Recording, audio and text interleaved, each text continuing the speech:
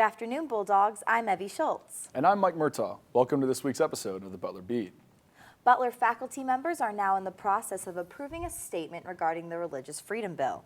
English professor Bill Watts wrote the statement. The letter asks for lawmakers to continue to push for protection of the LGBTQ community. Watts presented it during a faculty senate meeting on Tuesday. A majority vote determined that the statement would be sent to the full faculty for a vote later that day. Watts says the statement presents a united front against the original version of the bill. Basically, it says this is what we believe and this is what we ask for. And so we asked our elected officials to move on this, and we ask our university leaders to continue to make clear where the university stands on this. The next faculty senate meeting is Tuesday, April 18th. Butler students are advocating and raising awareness for human trafficking in the United States and worldwide this week. Emma Edick has more on Butler's second annual Social Justice Week. Last year, 2 freshmen learned about Social Justice Week from their Bible study leader and brought it to campus. Now sophomores Danielle Deratoni and Claire Moshbaugh planned the event for the second time with a handful of other students to spread awareness for human trafficking. It is here and it's happening, even if we don't want to realize it or if we're not physically seeing it outside. The week-long event is a movement of the International Justice Mission. Freshman Catherine Miller is one of the students helping organize the week. She says she became involved after learning about the issue. I wasn't actively aware that it was an issue here in Indianapolis. And when I heard Claire talk about what was going on, I was like, they care about this. This matters. We should be doing something. Earlier this week, students could sign a petition asking their senators to pass the Human Trafficking Prioritization Act outside of Starbucks. Tracy McDaniel, CEO and founder of the nonprofit Restored, spoke Wednesday night about human trafficking in Indiana. Deratoni says she is excited about the new event on Friday. I'm looking forward to the Stand for Freedom event on Friday, just because we haven't done it before, and last year is kind of our test run, and so now we're kind of more familiar with what we actually want to see and what kind of our vision is a little bit stronger. So I'm excited for that. Students will be standing in front of Starbucks from 7:30 a.m. to 7:30 p.m. to take a stand against the violence. Moshbaugh says it is a great way to get people involved. I just think it was just a really cool depiction of us joining together to say I'm not okay with this human trafficking that's happening not only worldwide but in our state, in our city, and I want something to happen about it. For the Butler Beat, I'm Emma Edick. Summer is quickly approaching and many Butler students are securing internships, teaching positions, or rotations for the summer session. Kaylee Ricks reports on a program hosted by Internship and Career Services that Butler students can apply for by this Friday. Internship and Career Services offers a program that runs from May 11th to July 31st called the Indy Summer Experience. Indy Summer Experience Coordinator Jennifer McConnell encourages students planning on staying in Indianapolis this summer to apply. She says it's a great learning and professional experience. It's a way to stay engaged and connected with other Butler students, to network casually and naturally throughout the course of the summer. The Indy Summer Experience is open to all Butler students of all majors, as long as students are not graduating on or before May 9th. In the past, students were able to get a tour of Lucas Oil Stadium, dine at Harry and Izzy's, and participate in a cooking competition. All of the events are free and include some really delicious food, as well as some cool behind-the-scenes tours. It's great. Students are required to attend 6 of the 8 ISE events and 2 service projects throughout the summer. Butler graduate and past participant of Indy Summer Experience, Daniel Aguilar, says having fun and free programs during the work week gives students something to look forward to. You always have in the back of your mind that you're going to get to go somewhere awesome at the end of this week, because every week they have an event. So it's this weekend I'm going to be going to the Indy 500, or I'm going to be going to an Italian cafe with, world-class gelato. All events are hosted in Indianapolis and transportation is not provided. Students must also provide proof of an internship or similar professional experience by May 4th if selected. Aguilar says most importantly, the program allows students to try new things and explore new places. A lot of us didn't know like all the things that Indy had to offer, and so this program was a great way to like come out of our shell, get out of the Butler bubble. Applications are due this Friday, April 10th by 5 o'clock p.m. To learn more, you can visit www.butler.edu/ICS/ISE. For the Butler Beat, I'm Kaylee Ricks. The 30-foot teeter-totter is back in the lawn of Lambda Chi Alpha to raise money and awareness for Peyton Manning Children's Hospital. Day in and day out, 24 hours a day, members of Lambda Chi hope to surpass last year's goal and raise more than $20,000.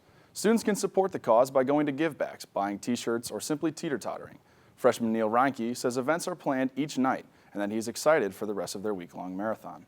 Tomorrow night is kind of our big night. We have like human foosball, and we are going to have a bounce house on Friday. So as the week goes on, things are getting a little bit bigger and more fun. We're going to have a cookout as well. So we're just trying to have a lot of fun so that a lot of people will come over and really kind of give their money and give their time and have some fun as well. The marathon will wrap this Sunday. To donate, please visit the link below. With the start of warm spring weather, students are getting out of their housing units and into the sun.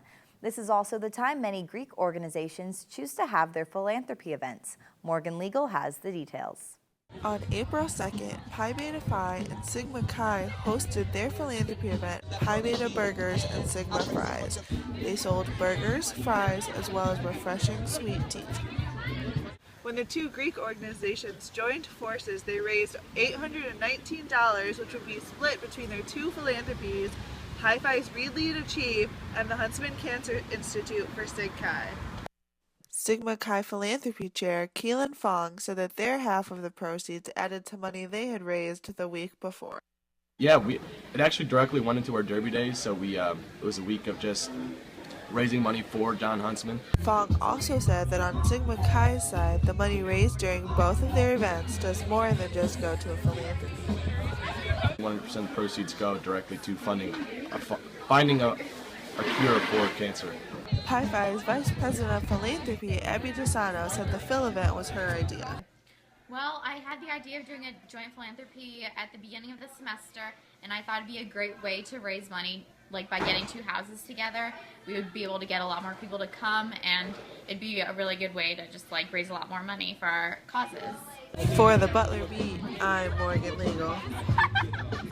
Butler students living off campus are left feeling a little uneasy after receiving one too many BUPD dog alerts these last few weeks. Our very own Kelsey Ralph found out why. Typically, receiving a text message or an email is exciting, but not when it's a message from Butler's police department notifying students of attempted robberies and break-ins in the local neighborhood.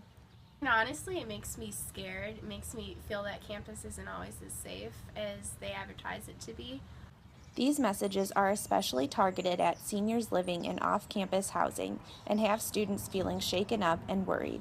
All of the break-ins we've been having, it's been really troublesome because we live on 44th Street and we have BUPD patrolling a lot, especially on the weekends, our street. And so the fact that they can get by BUPD is really kind of scary, actually. Recently, the university's police department has sent students multiple alerts via texts and emails regarding incidences involving individuals not affiliated with Butler, urging students living off campus to keep an eye out for suspicious behavior and report any findings to BUPD. While students appreciate the warnings, some are now concerned for their safety. It makes us kind of worried because we had 6 girls in a house and we wouldn't be able to we don't feel like we would be able to defend ourselves if someone would try to break in. But it kind of helps though that 2 of us have boyfriends who are police officers, so that makes us feel a little better. As always, students are encouraged to stay alert and not to let anyone in the house that they aren't familiar with. For the Butler Beat, I'm Kelsey Rell. Flowers are blooming across campus, which means that the Butler grounds crew is busy at work. Their efforts to keep Butler beautiful have been recognized by a trio of national organizations. Austin Monteith has the story. Spring has arrived, and the Butler grounds crew is back at work preparing campus for the growing season. Employees are hard at work to plant flowers, trees, and hedges. Workers also must lay down new mulch and fertilizer. Well, we like our campus to be beautiful looking. We have a lot of spring visitors. We have juniors coming to visit campus. We have students coming potential students for next fall coming to campus. And so we want it to look nice. Rebecca Dolan, director of the Friesen Herbarium, says Butler's experienced grounds crew does tremendous work. Well, they do a great job. Most of them have worked here for over 20 years, and they know every tree on campus and have a attachment to them, and I think that they are a hard-working crew. In fact, Butler was recognized by True Campus USA for the third straight year last week. The program honors schools that promote healthy trees and student involvement in environmental activities. It's good recognition of proper tree care and management, as well as the presence of a number of trees that are on the campus. And there are not that many campuses in Indiana that have that recognition. Last week, 3 trees were planted on campus by the NCAA and Keep Indianapolis Beautiful to commemorate Earth Month and the city hosting the Final Four. 2 maples were planted by the street in front of Schweitzer Hall and an oak by the building's main entrance. Later this month, Butler will be honored by the Indiana Wildlife Foundation for its sustainably landscaped campus. So we just think it's an important thing for the environment to do what we can to protect it. The distinction will be announced in an Earth Day celebration on April 22nd. For the Butler Beat, I'm Austin Monteith. Students are finding it hard to keep up with current events. However, there is a daily email newsletter that can help them out. Haley Ross has the details. When asking Butler students if they read the newspaper every day, their answers were all the same. No. No. I do not. I should. I read the Facebook online news stories every day. Butler students are always hitting the books, but for a couple of different reasons, a newspaper isn't one of them. Although there's newspapers in Starbucks and Jordan Hall and various other places around campus, students find it hard to take the time to read them. Yeah, I think if the news wasn't so boring, then I would read it. I just have a lot of other things to do, I guess, that I end up putting in front of reading the newspaper because it's things I have to get done for a class or other things. This seems to be true for many college students and adults as well, but a site called The Skim has provided a way to fix that. The Skim is a daily email newsletter intended for people on the go. It filters the news into what's being talked about most, providing witty headlines and casual language to make reading it enjoyable. Junior Meg Hebb says that The Skim has given her a way to keep up with what is going on outside of Butler.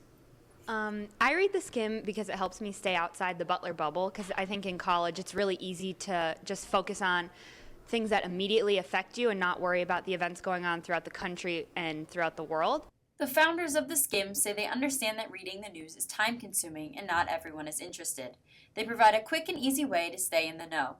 To sign up, go to www.theskim.com and enter your email address. For the Butler Beat, I'm Haley Ross.